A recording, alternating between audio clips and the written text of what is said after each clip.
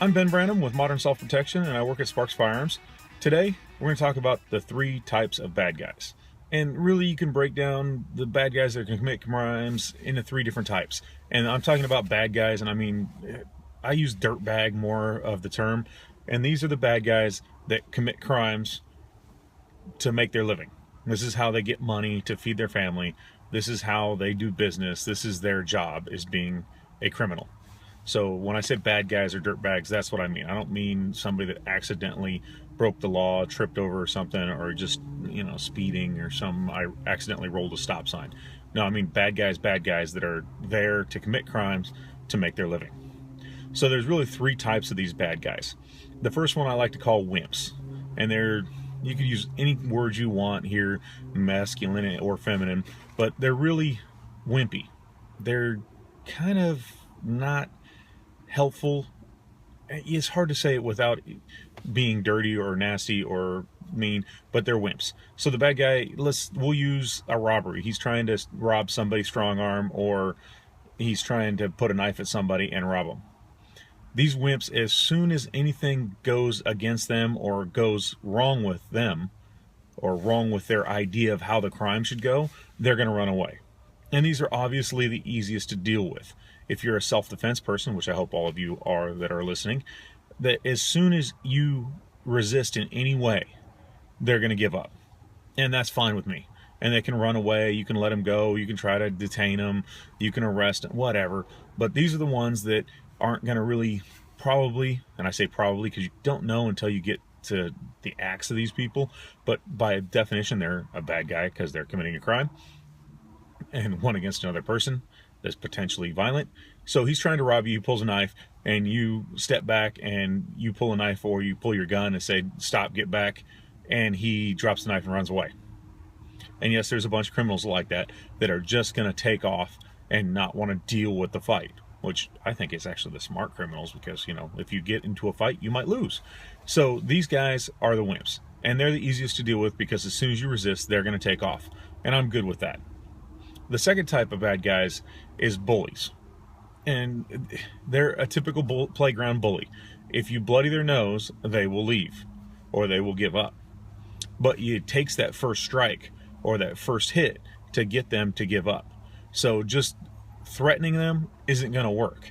So again, if we do the guy pulls a knife to try to rob you in the parking lot, and you pull your knife and you say, hey, that's not going to work. The guy goes, yeah, right, you're not going to use it. And then you're going to have to inflict some damage or pain to him to get him or her to leave. That's getting worse in there, but still not too bad because they're going to give up. I can deal with those bad guys. I'd rather not deal with any bad guys, but they're all right. And most everything will work with those 2 types of bad guys. If you carry a little pocket 380, or you carry a folding fighting knife, a itty bitty one, those will work because as soon as you put some damage, they're going to give up. The third one is the hard one. They're the determined bad guys. They're really the worst of the worst. The determined bad guys are the ones that you're going to have to physically make stop. That means putting them down. That means being able to control them in, pain compliance techniques, or breaking bones, or stabbing them so much that they can't continue to function if you do a knife fight with them, or shooting them enough so that they can't continue to function. These are the worst of the worst bad guys. They're a small subset of the bad guys, but they're determined. They're determined to get what they want no matter what. Women out there, I'm sorry, it's worse for you guys. You guys. Women, it's worse for you guys. Women, it's worse for you. I'm so sorry. It's just the way of the world. So a lot of these determined bad guys, they want you physically. And that's horrible, horrible. I think I learned in Iraq when I was at war that there's worse things than death. And I think that might be one of them. Here in Texas, that's actually considered lethal force, and I can react in kind under the law, which is, I think, is appropriate. But you're going to have to stop these people. And it's not going to be anything. A rape whistle's not going to work. A taser is probably not going to work.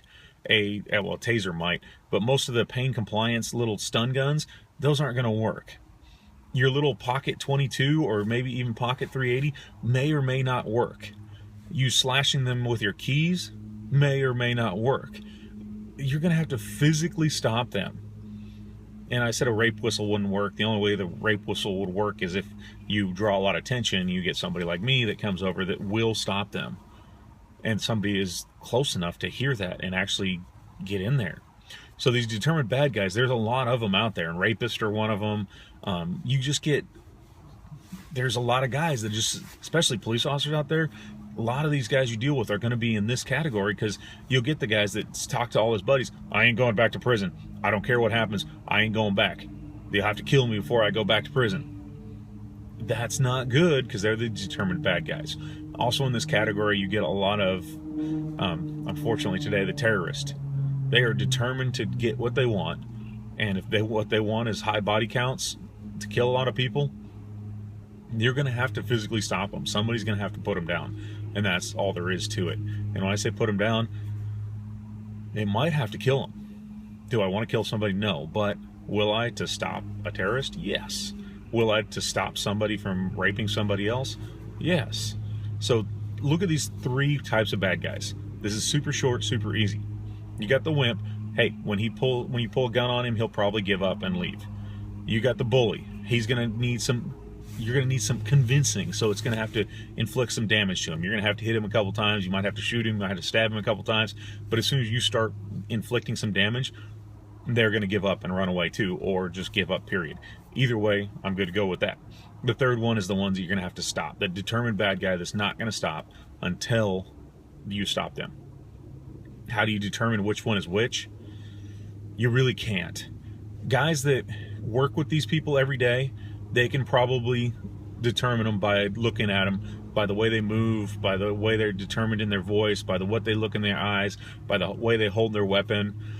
If you deal with this every day, you could probably determine by looking at them which one it is. But it's more of a gut feeling, and you're not always going to be right. So police officers that work in the dirtiest parts of town, where they only want to roll 3 or 4 deep, those cops can probably determine which one is which. But us, as normal civilians that don't deal with this every day, you're not going to know until you start dealing with these people. And once you do, you've got to treat them like they're the determined bad guy until they prove otherwise. So somebody says, hey, this is a robbery, pulls out his knife, and I go, whoa, and I backpedal, pull out my gun, and he goes, whoa, I don't want to play no more, and runs away. So then I know what kind of bad guy I'm dealing with. But I've got to be prepared to deal with that determined bad guy all the time.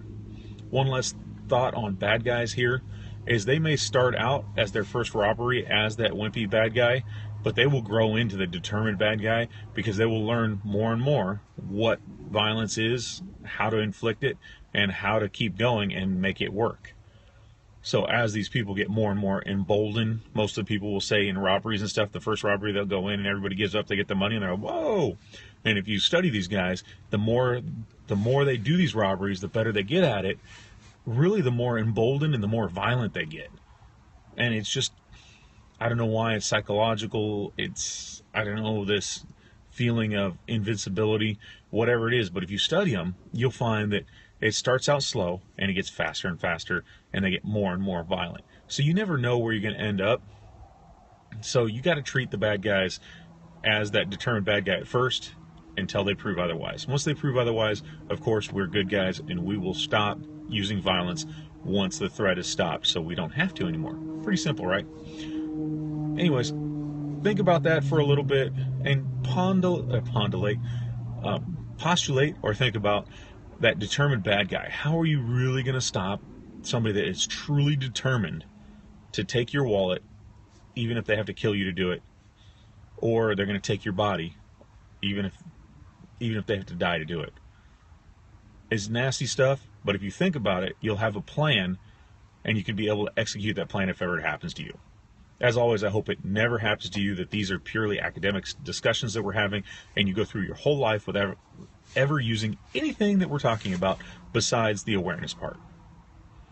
So, until next time, stay safe. I'm out.